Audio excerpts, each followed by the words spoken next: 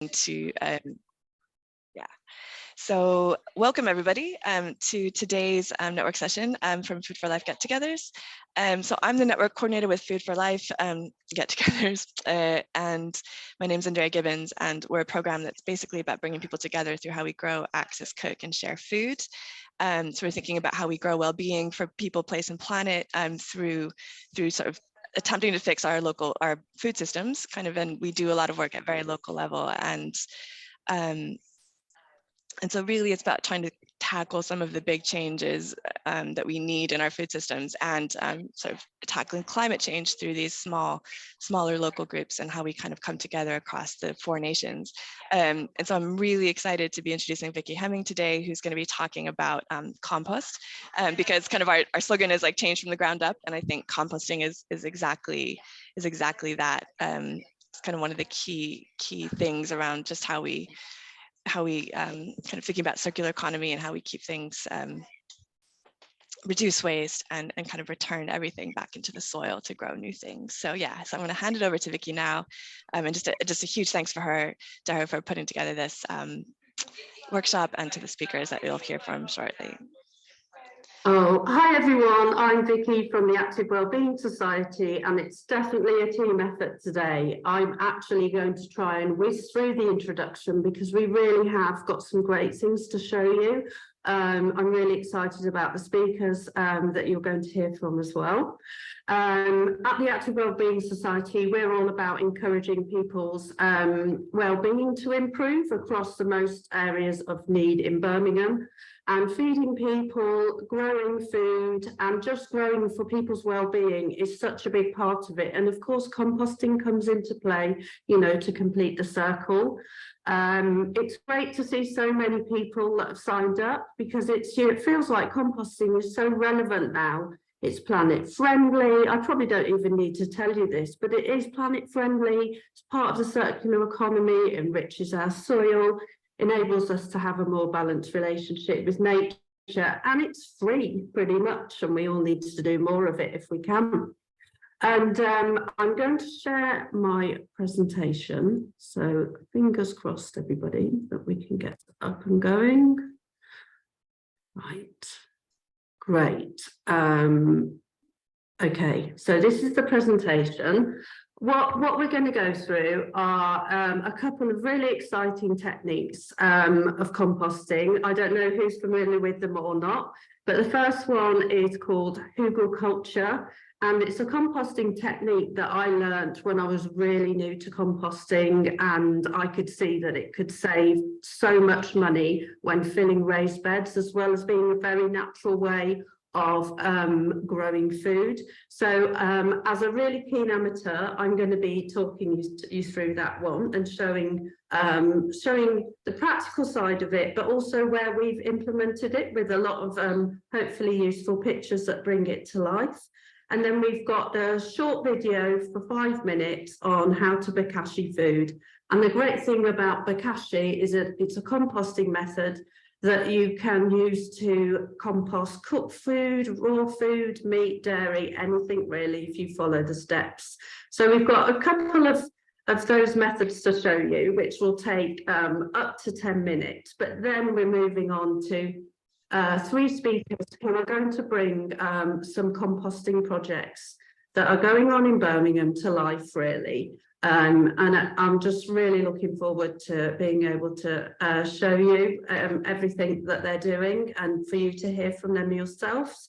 And hopefully we'll have some time for some Q&As and some feedback. So let me hurry up with this then. So I did think that I had to just touch on the basics before we get into any methods. It sounds like we've got people with so much experience on the call, but others maybe want to learn a bit more about it. So, I mean, it really is black gold, this stuff. It's so precious. It's so vital, compost in the whole circular, growing, and, as I've said before, actually. But this just says what the basic methods are. So if you've got 40% of scraps and ingredients here that are called greens, and 60% of the browns, which tend to be the more drier components of composting, if you mix them together, layer them together and add water and air, you're going to have a really good compost pile. So I thought I would put the basic rules, I suppose, there, and if anyone's got any questions or comments, please put them in the chat. But the basic principles are that bacteria breaks down those greens and browns. The greens cause the compost to heat up and activate microorganisms, and the browns are the food source for those organisms. And the turning makes sure you've got enough air to sort of help those bacteria break the stuff down, and make sure it's moist enough as well for that process to happen. So, on to our hugel culture. Oops, I'm going to go. So, these are some photos from our community garden in Birmingham. It's in Small Heath, and we have a community cafe there. And a couple of years ago, along with Claire from Compost Connection, who you'll hear from, we thought it'd be great to turn it into a community garden. We got digging, oh my God, it's going to be great, big veg patch at the bottom of the garden. And then we found out there were the foundations of a chapel underneath the garden. And so we couldn't, you know, naturally just sow and grow loads of food. We had to build some beds. So you can see the beds that we built.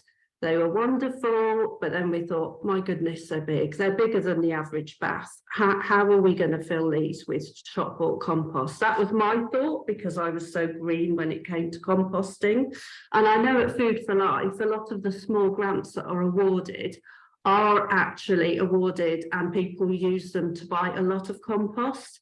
And Claire showed me this method, which is derived from this, and I'll come to the bit of the method bit in the next slide. But hugel culture, it's all about building layers of organic material, like a lasagna, a term I took from a guy called Sam, who's going to talk later, which is a good way of explaining it. A lasagna of organic materials, and on the very top, you put some maybe shop bought compost, so your seedlings.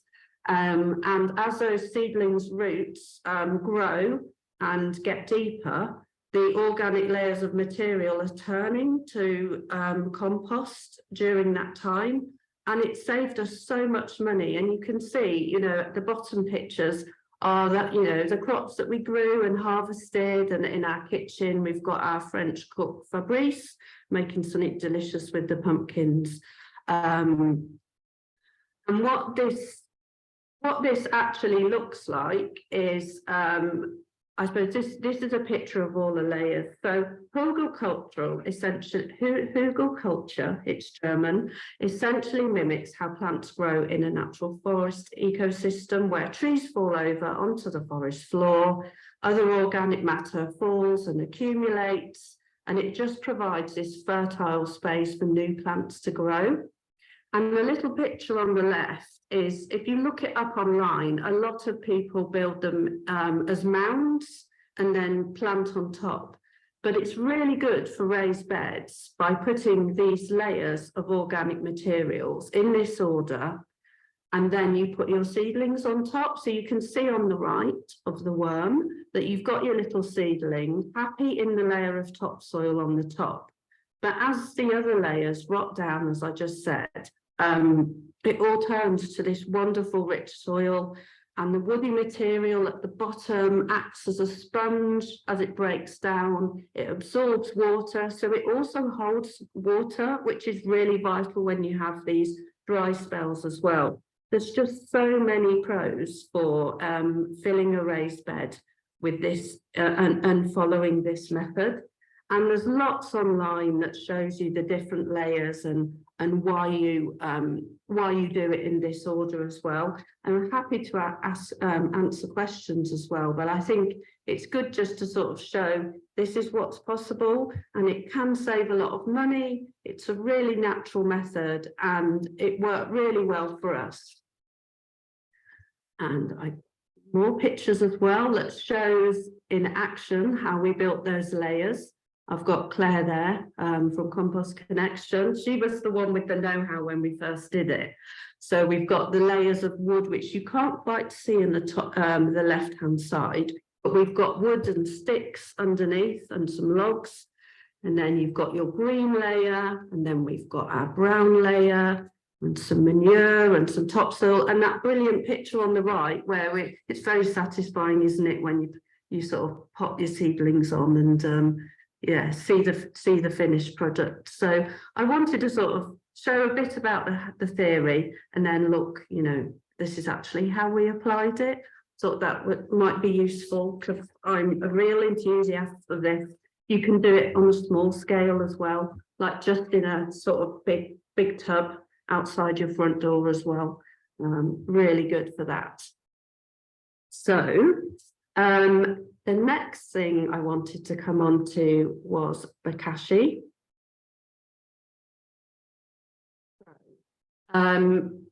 Bokashi composting, for anyone that's heard of it, you'll know the benefits are that you can compost all foodstuffs in it.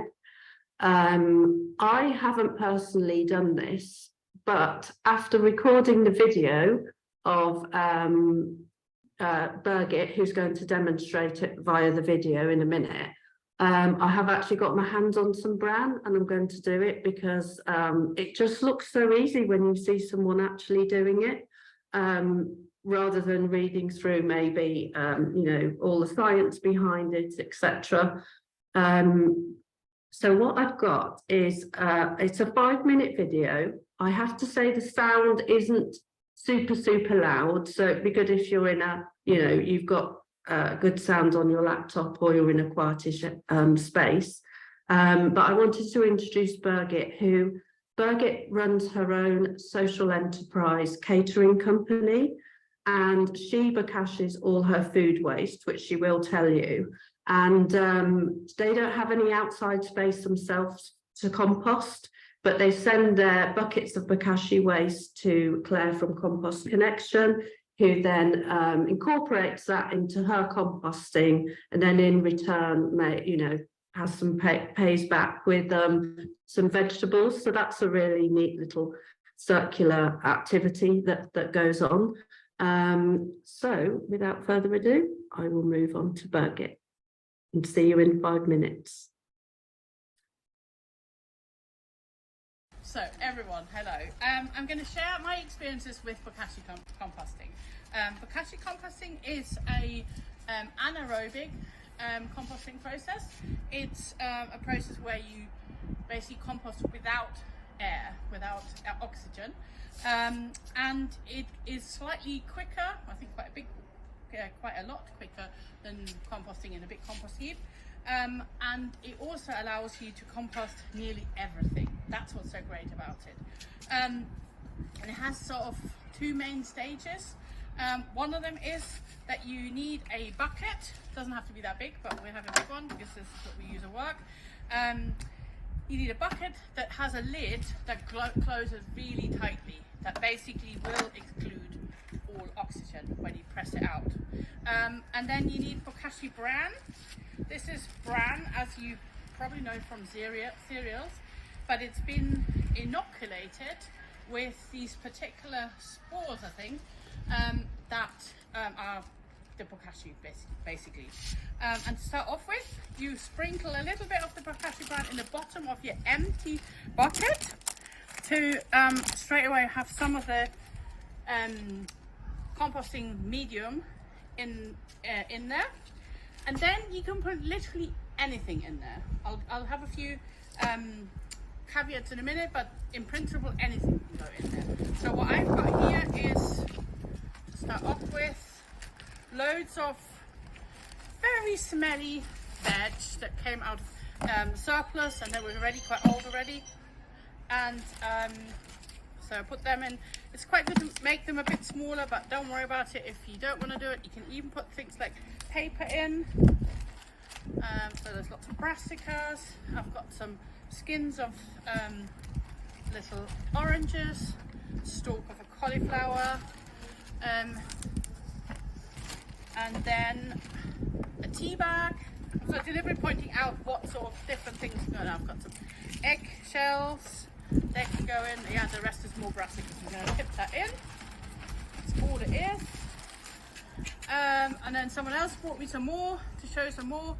This is more paper that can go in, and actually it's quite good in case you've got lots of liquid. It soaks up some of that. More paper.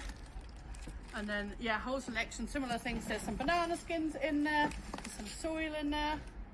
I think there's something from brushing the floor, which is also fine. More onion skins. Oh yeah, and now in between, that's important. Every now and again, you put another layer. So every 5 centimeters or so, you put some more Bokashi bran. And you just sort of make sure you can see it on that layer. There is a sort of bit of a science, and you can get the exact amount in it, but right now we're just going to go for simple version. What also helps pressing things down and getting rid of more of the oxygen before we do it. Then some more. So tea bags, coffee, all sorts can all go in there. So and then what also can go in, which normally really is really hard with composting, is dairy. Any dairy. I've got some feta that's not that nice anymore, so I put that in there. And I've got some bread as well. So bread can go also in, and even meat and fish can go in it. I personally, when I put meat in it, and it's generally at home, it's just cat food. The cat hasn't eaten. That because I'm vegetarian, so I didn't eat meat. But I then put a bit extra Bokashi just to give it a bit more of a oomph. So that sort of is it. You just keep on filling it till the top. Keep pushing it down, and then every time you put something in it and you finish with it, you put the lid on and really press out the air. Find the funny bit here. There you go. Press out the air like you would out of, there you go. Make sure it's really tight, all the oxygen's out. And once it's full, you wait at least 2 weeks.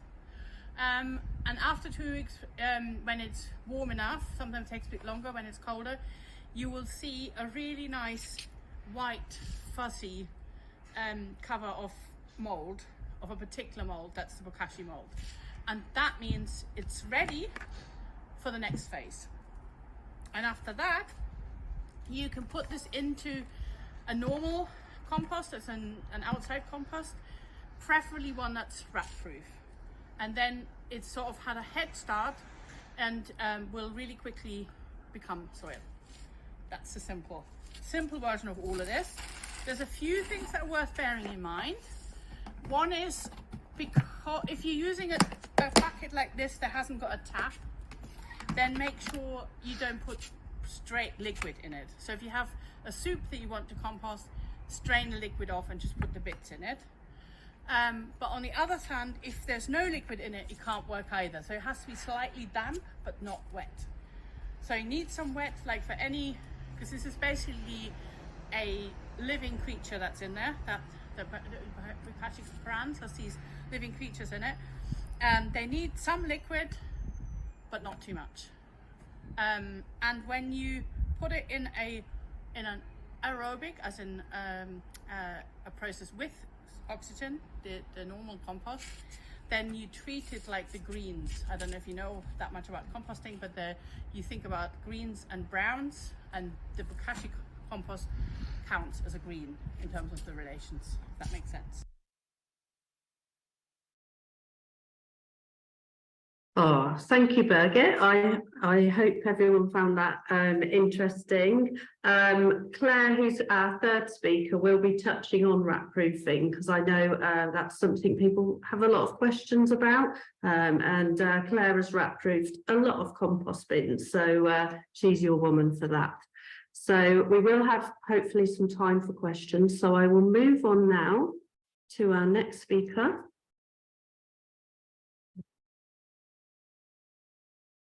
Laura Hackett from the Active Wellbeing Society. Welcome, Laura. Mute. Hello. Yeah, let me put my hello everyone. Thank you, Vicky, and it's so amazing to see so many people here, but a little bit daunting as well. So I'm going to be speaking about what the Active Wellbeing Society have been doing with a compost cultures project. I wanted to start by just giving a little bit of a nod and bringing our attention to the language of waste. So Vicky just spoke. She spoke about black gold, used words like precious and vital resources to describe the organic materials that we use in compost. So that's just brilliant. And yeah, I just want to bring our attention to, you know, this language of waste and how we treat all the surplus organic material. And it is a vital and necessary part of our food system. And throwing food away has just become so normalised. In Birmingham, where we're based, there's no local authority composting scheme for food materials. It all just goes into the standard waste bin. And that's just crazy. And you know, we want to get to a point where throwing organic materials away should feel as abhorrent as, you know, smoking in public or hitting kids. And I use those examples because, you know, they're both things that within my lifetime have gone from being considered really normal and acceptable to just completely unacceptable. So yeah, I'm going to be very intentionally using the terms food or organic materials instead of waste. So yeah, next slide, please.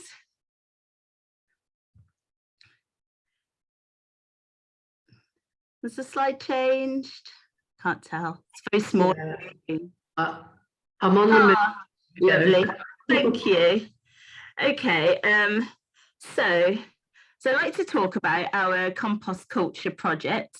So along with some of the other amazing projects you're going to hear about today, compost culture exists to help normalise composting, and we work in partnership with different organisations, Incredible Surplus, Birmingham Friends of the Earth and St Paul's Trust, and we're seeking to transform the way people think about food, surplus materials and composting in Birmingham. So it's a 2-year project funded by the National Lottery Climate Action Fund. So yeah, next slide, please. Thank you. Yeah, so compost culture project involves setting up functional composting demonstration sites where organic materials can be composted and different composting methods can be shown. So we run weekly gardening drop-in sessions from our community garden at All Saints Church. So that's the garden that Vicky showed earlier where they were filling up the beds with the Hugel culture. So that garden is also linked to our community cafe. So it seemed like a really logical first choice for our compost demonstration site. And all of the food and the organic materials from our community cafe and garden, they're composted on site, and then the compost is put back into those beds and used to grow more food. Yeah, next slide, please.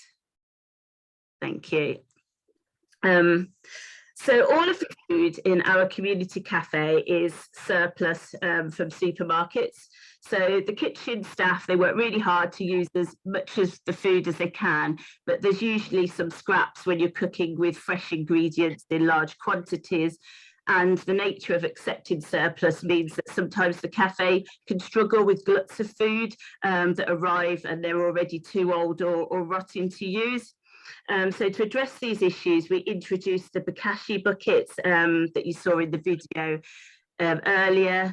And we put the buckets in the kitchens and we put bins out of the back with the clippy lids to address the gluts of rotting food. So we put them all in there so it could be bokashied until ready for composting. And as discussed previously, the bokashi in the food meant we could compost everything and we could store the food without it festering and with a reduced risk of attracting pests. So next slide, please.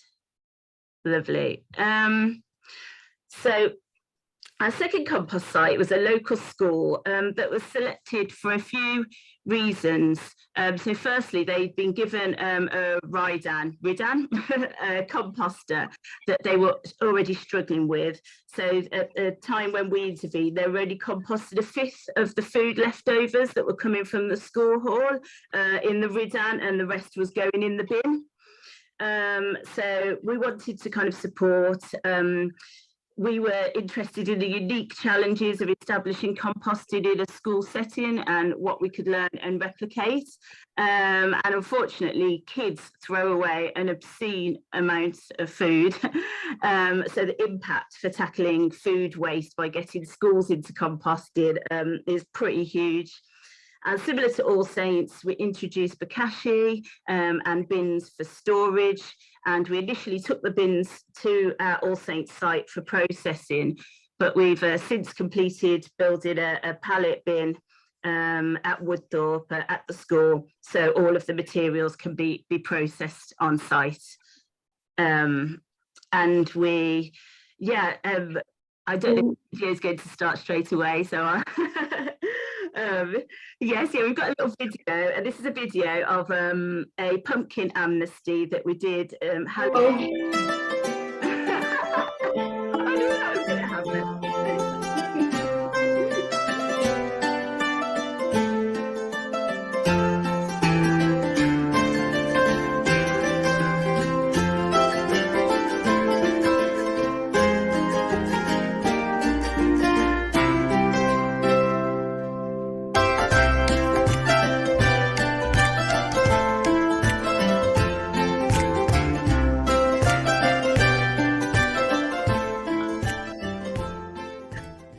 My apologies, Laura. Carry on with what you're going to say. No, it's fine.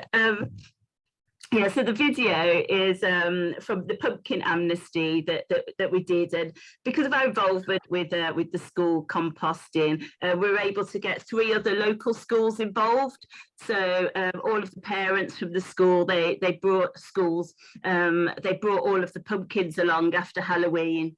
And all of the edible ones we kind of sent to the community cafe to be turned into meals, and all of the ones that were inedible because they'd either been carved or they got candle wax or glue or paint, and they were composted. So that was a little video from that day, and all of the schools are really keen to do the same thing again next year, because it was really, it was a lovely event. So final slide.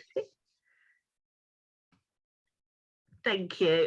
So just a bit of what next. So obviously we're going to be continuing working at All Saints and Woodthorpe. So we've started monthly compost clubs at All Saints, where people can come along and see what we do and learn about composting and the different methods and what would be the best method for their needs. At Woodthorpe, we're working with the forest schools to embed composting into the forest school programme and increase their composting capacity as well, and crucially to kind of get some of the kitchen staff trained, so the materials from the kitchen can be composted, because currently it's just the kind of stuff from the food hall. And just more compost sites this year. So we've introduced Bokashi at our head office, at the Active Wellbeing Society head office. So we're in the process of developing the grounds there as another site, another compost demonstration site, and just more composting, and some pop-up workshops, demonstrations, and taking it on tour as well. So I think that's it. So thank you all ever so much for your time and for listening. Oh, thanks, Laura. That was great. And I'm really happy to introduce our next speaker, who's called Samuel. And Sam, if you want to introduce yourself, I will move on to the start of your slides, which are also excellent.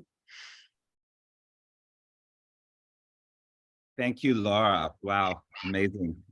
My name is Sam Ewell. I'm also based in Birmingham, and originally from the US, and Birmingham has become a home for my family. My turning point with compost, just to give you a bit of backstory, it began with this banana peel that I've got a picture of, where a friend in Brazil, we were living in Brazil, my wife's Brazilian, and back about 15 years ago, a friend just challenged me by holding up a banana peel around the wormery and asked us, who said this is rubbish? Where did we learn to call this rubbish, you know? And then just sort of challenged me, like what Laura was saying around the language we use. It's waste if you throw it away, but it's not waste because it exists. And so just really challenged me to think, you know, this is a part of the life cycle. So that led to a whole reflection. This picture here is just an image that summarizes that. If you're familiar with donut economics, Kate Rayworth talks about, you know, the dominant pattern is take, make, use, and lose, or throw away. But what the banana peel led me to reimagine is, what would it look like to restore and regenerate? Which leads us to Birmingham. If I could have my next slide, please. So that same friend challenged me with the banana peel, had a wormery on the 4th floor of a tower block in Curitiba, Brazil. So if any of you are wondering, how do I do this if I don't have a back garden? I'm here to say it's possible. And that led to my journey my entry really began through worm composting. We did a summer holiday club in B16 in Birmingham last year, and the kids named our wormery Birmingham. And so we developed a whole repertoire with friends at Civic Square, a repertoire of stories and a kind of narrative around the power of worms to compost. Also wanted to introduce you to life at Cluckingham Palace. Worms are incredibly powerful for adding fertility to make that black gold. They're also slow. One of the things we learned, once you're on that kind of on-ramp into composting, humans have always had a relationship with animals. And so in our back garden, we keep chickens, and the kids call this Cluckingham Palace. Our neighbor also was so enchanted with it and was frustrated about her own food scraps that we've built Cluckingham Palace #2 next door. So quick caveat here. Unfortunately, at the moment, it's actually, if you're feeding scraps to chickens, it needs to be, and it's from a kitchen, it needs to be vegan scraps. That's just where we are with legislation. But we find creative workarounds, foraging, giving extra greens to the hens, this kind of thing. And here, they're actually scavenging worms from a hot bin that's kind of gone cold. And so they're actually scavenging worms. And that picture you see there is the bedding, which we could either call lasagna or tiramisu, pick your recipe, but it's just layers of dry material with chicken poop. And you just keep doing the layers. And then about once a month, I clean that out, and then that goes to the pile. So those are just some things about my journey and how this connects to some projects. I wanted to tell you very briefly about some projects that are going live. If I could have the slide about Room to Grow. So over the last couple of years, we started organizing on St. Vincent Street at a school and some planters. Imagine a high street in inner city Birmingham. So there's a lot of footfall, a lot of connectivity. And so we began to organize and we call this Room to Grow. Call it Room to Grow because there's 3 yields or 3 harvests that we're looking for: growing food, growing connections with one another, and also growing imagination. Rob Hopkins says that we need not just civic or public infrastructure, we need imagination infrastructure. And so what we're discovering in the garden is that the garden itself gives us a way to reimagine generosity. One sunflower seed can give you 1,000, that seed head can give you 1,000 seeds. And in the garden, when you go to harvest and to return, there's no waste in the garden. So then the garden becomes kind of microcosm for how we want to care across our whole neighborhood. And this also leads Room to Grow on is one sort of ecology.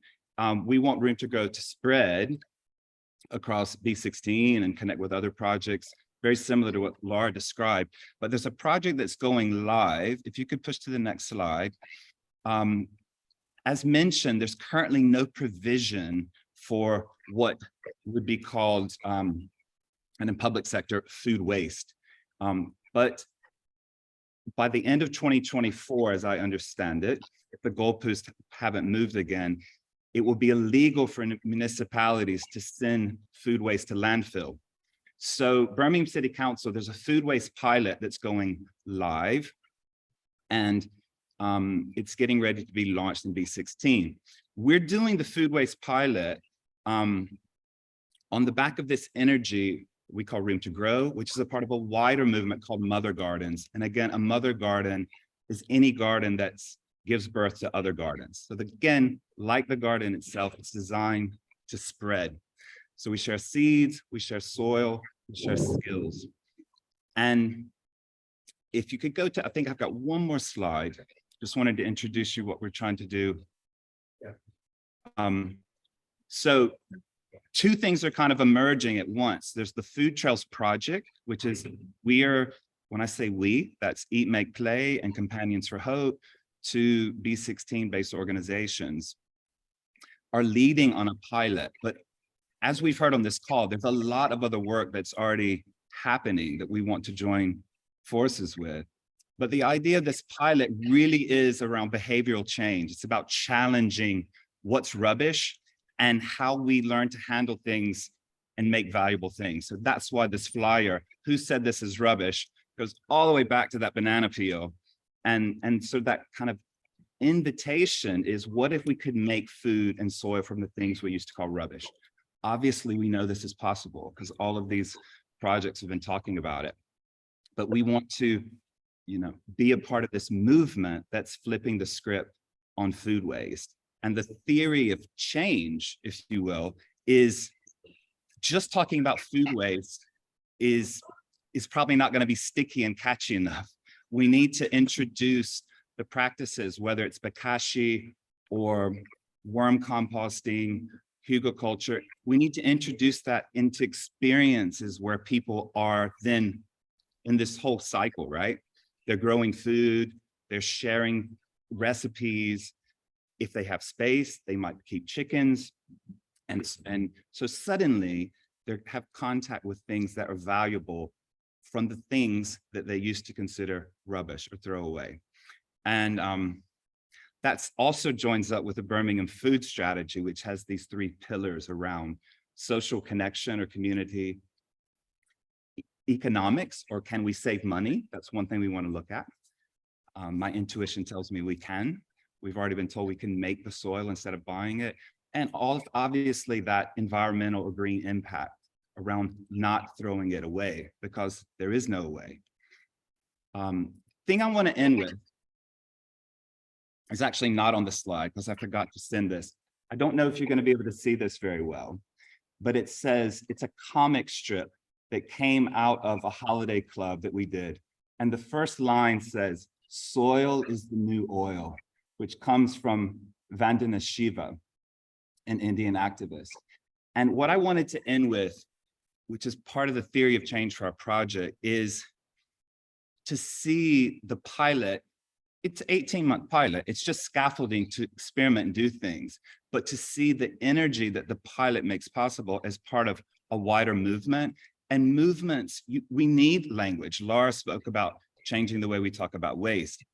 What we've discovered, especially doing things with kids, is that they love these turns of phrase, like black gold, Wormingham, Cluckingham Palace, soil is the new oil. So our friend Zoya, who's an illustrator, she did a comic about soil is the new oil, which then my family actually took that. I'm wearing a hoodie that has the same comic and it has it on the back. And I think we ordered 10 at the first, just to give to Zoya, to give to people in the neighborhood. So I'll just end with this. If we're going to build a movement, we need to know what we're doing, the techniques, but we also need to make it contagious, right? So there may be some merch rolling out. And if you want to, have your own soil is the new old hoodie. You can get in touch. But I'll just end with that and say how much I'm inspired by what's happening, not just in Birmingham, but beyond. Thank you. Oh, thanks, Sam. That was great. It's so good to see this momentum and have these 3 projects today present, and who knows what else is out there as well in Birmingham. Okay, I'm going to introduce Claire now from Compost Connection as our 3rd and final speaker. Got some pictures to bring your project to life here. Hello, good morning. It's really genuinely exciting. Can you hear me okay? Yes. Genuinely exciting to be with so many people interested in composting. A few years ago, I just seriously got into composting. We've had an allotment for about 8 years. I got into no-dig growing, knew that I needed to start making compost, but just was either making smelly, stinky compost or would have bins sitting with dry material for years. And then one year I kind of accidentally made this amazing compost and opened my bin, I think in the spring, and it was this beautiful stuff. And I felt like I'd just kind of discovered this incredible thing. This kind of alchemy almost that I'd done accidentally, and it just gave me this bug. I just wanted to know what had I done, how had I managed to make this, and I just kind of started getting obsessed with it. And then once I started kind of making compost, it just kind of, my brain just started kind of moving in all these directions, realizing that in the city we just throw away all of it. So in Birmingham, everything just gets incinerated, all of our rubbish, along with our food waste. And I just started seeing it as this total madness that we were throwing this valuable resource away that I could be harnessing just on my own little allotment to improve my own soil. And so I just started getting really passionate about compost being this connection between so many kind of social and environmental problems and lots of the solutions. And I think we all began to see that, particularly during lockdown. People started wanting to grow, they wanted to grow veg. It suddenly wasn't something just that was quite niche. We started realizing that actually growing our own food is good for our health, it's good for our well-being, and often one of the costs of that was compost, which has an environmental cost often, with peat still being dug up, which is just atrocious, but a financial cost. I started realizing how expensive compost is for people to buy if they want to grow at home, so my organisation, we set up really just to kind of activate more composting across the city. So we do that through workshops, through real hands-on sessions. We've realised that it's kind of, composting isn't complicated, it isn't rocket science, but people have just repeatedly told us that they just love to come along and kind of learn with somebody. So we're really passionate about getting that skill just back into communities. We do workshops and training sessions for organisations across the city. You can just see, this is one of our allotment sessions here online, and we just do things like take along green materials and brown materials, just trying to kind of take out these kind of rules that we've kind of had in our minds and just kind of make it very practical. One of the things that just might be useful that so there's been lots of talk about Bokashi in the chat, and that's something that we use a lot, and we recommend, just because it is just an easy way then of people not having to worry about kind of getting hot temperatures in their composting to deal with the pathogens that we might find in meat and cooked food, and we then tend to recommend that people put that then in a rat-proofed compost bin. So I don't know if you can see, the photo's not great, but just at the bottom here, I thought this might be helpful for people to know. We just buy this, it's called rat mesh, just look it up online.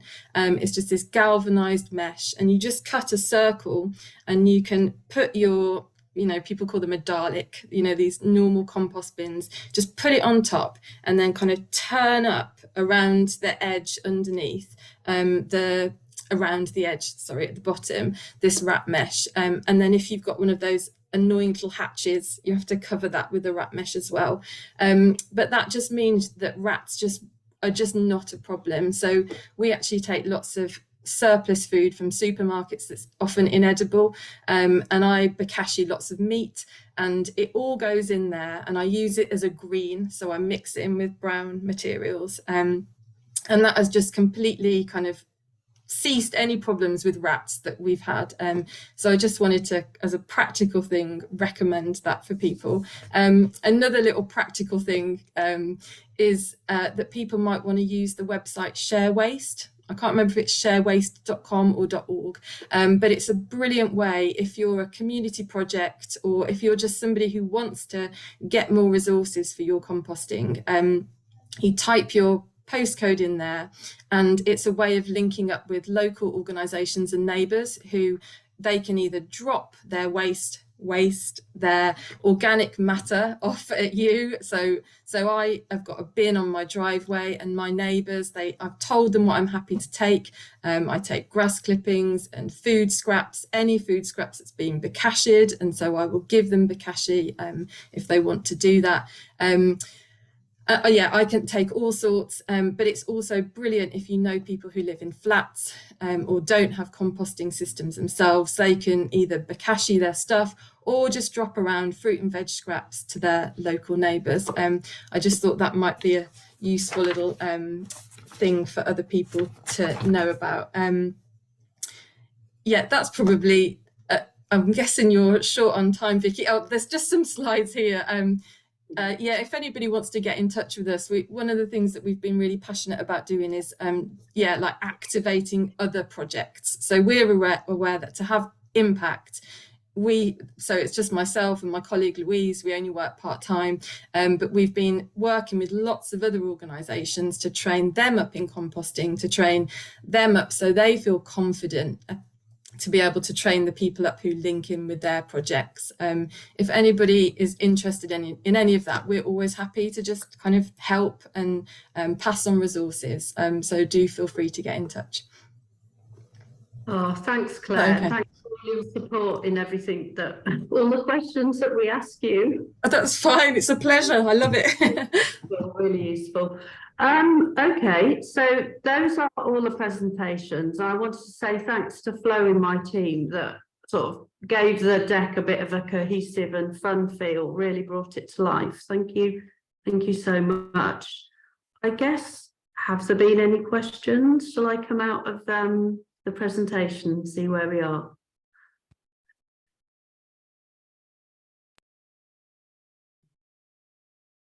So Andrea, Flo, have any questions come up in the chat at all while we've got some experts online? Yeah, I was just going to say, so we've got some hands up, and then we also have, I just have a couple that I've noted down that I don't think Claire got to, but Claire's been doing brilliantly answering questions in the chat. Brilliant. So maybe we'll start with a hand. It's always nice to have a hand. If you want to come off speaker, Juma, so I don't know if that's how you say your name. Hopefully that's good. Oh, yeah. Can you hear me? Yeah. Yeah, I can hear you. Yeah. Yeah, I was just wondering how long, if you've bokashied some food waste, you've got it in the container. How long can you store it for before it, it is useful? Is it like after 2-3 weeks, or can you leave it in the container for 6 months? I know that it doesn't actually dissolve and turn back into soil, does it? You have to add it with other materials so it turns into organic matter, and then it biodegrades into the soil. So you have to have like a hot compost bin, or you've got to have some kind of bedding to mix it into, isn't it? Claire, Yeah. do you want me to go? So actually, bokashi is brilliant to be mixed directly into the soil. So that is, in a way, the optimal thing that you can do with it. And if you did dig a trench and mix it through with soil and leave it, it breaks down incredibly quickly. And that is kind of the best way of doing it. All that energy that's in that food is just then kind of absorbed into the soil, and it's brilliant. The thing that we found in the city, and when we're recommending composting to people, is there is just so many rats. And so I have experimented with doing it directly into the soil, and even though Bokashi is technically, it's acidic, and so rats supposedly aren't interested in it, we always just joke that the Birmingham rats are just going for all the things. And so that is why we tend to add it to a compost system rather than putting it directly into the ground. So 2 weeks in a bucket, and then it will be fermented. You can technically just leave it in there for ages and ages. I know I follow some online groups, and in the US where they've got super cold winters, they just leave it in there for months, over the winter, and then they compost it.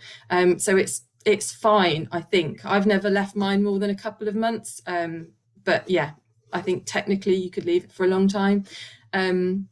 The other thing you can look up is something called a soil factory. This might be of interest to people. It's where you have a box, and people often do this if they live in flats. You can mix the Bokashi in with the soil and cover it, and then it breaks down into the soil, and then you can plant directly into that, or take it out and put it into your garden, or put it into other containers to grow in.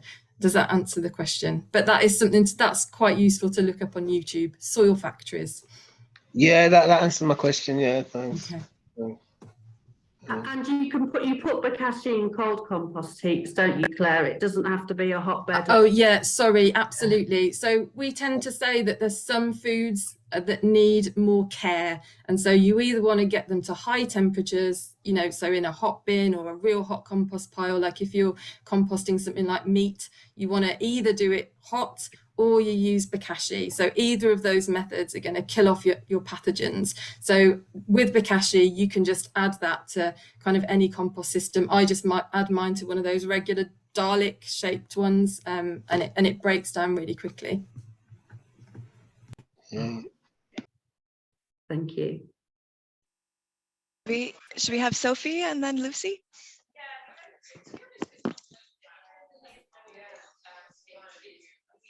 Hi, my question was around brown materials, and I was just wondering if I could use regular pet grade wood chip in the absence of any brown materials small enough to put in the compost bin, and if that would create any problems.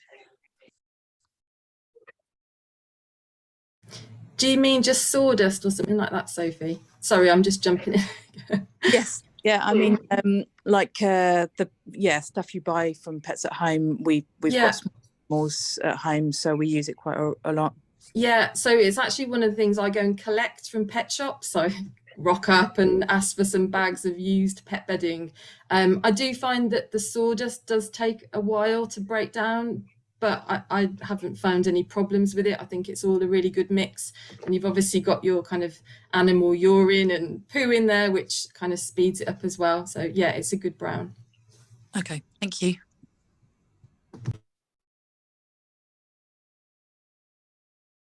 Oh, thanks, Claire. Thank you for jumping in. And Sophie next. Sorry, Andrea, we're sort of ping-ponging, aren't we? But Sophie, have you got a question? Oh, I think it's Lucy next. Oh, and Lucy, if you still have a question. The hand's disappeared. Yeah. Sorry, no, I just took it down. So, yeah, hi. I was just wondering if it's possible to propagate Bokashi culture. So to take that active bran and propagate it on so that you have your own supply rather than buying it in. I'm afraid I think I know who might be best placed to answer this one. I think this is the Claire show, really. Actually, Sam might know lots about this as well. So I think technically there's, yes, and it's really interesting. You could, if you're interested in this kind of thing, you could Google Korean natural farming, and there's lots of information about propagating all sorts of microbes and things. The thing that you might find easiest if you want to make Bokashi, and I have done it, we've used spent beer grains. I've experimented with buying animal feed bran just from like a horse feed shop. So in Bokashi, the bran is just a carrier. So there's nothing special about this carrier except that the microbes are kind of put on it. So it's a bit like a starter culture that, you know, you'd add to sourdough or something like that. So yeah, you can buy though online, go to the Agriton website, I don't work for them. You can buy a bottle of something called Effective Microbes. And this is a liquid version of the kind of microbes that you'll find in Bokashi bran. So you buy those and some molasses, and you can add these to your dry matter. So whether that's bran or something else that you found, then you leave it to ferment for 2 weeks, and then you dry it out again, and then you've got your Bokashi bran.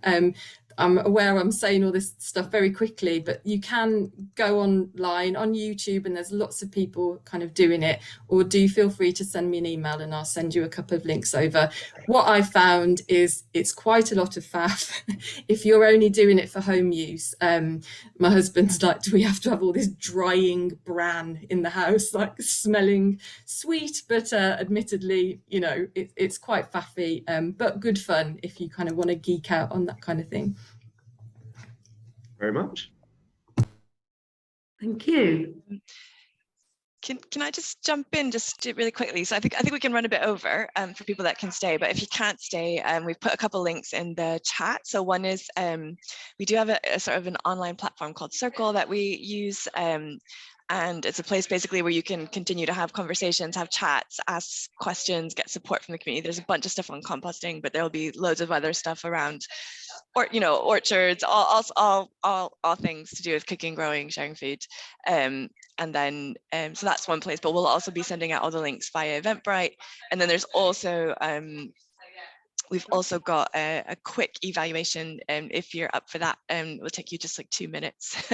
So that link is also in the chat. That'd be grand. And yes, I think that's it, kind of it from us. And so I think if you go into Circle, we can continue to answer some of these questions there, and then it will just sort of be recorded for you, and you can kind of come back as you're trying things yourself, and there'll be help from the community to help you keep on going with your own work.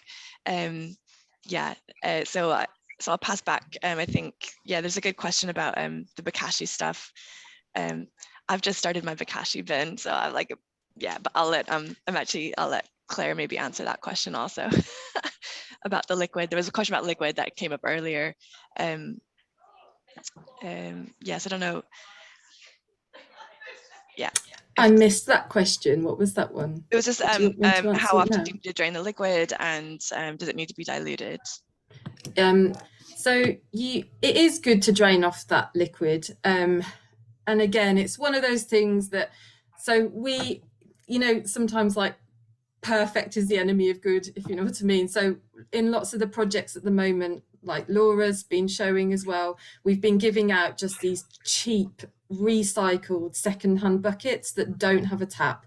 They're just something anaerobic that can be sealed to keep oxygen out, and there's no way of draining liquid off the bottom of those. So we just tend to recommend that people put something absorbent in the bottom. The optimal thing is if you drain it off fairly regularly, yes.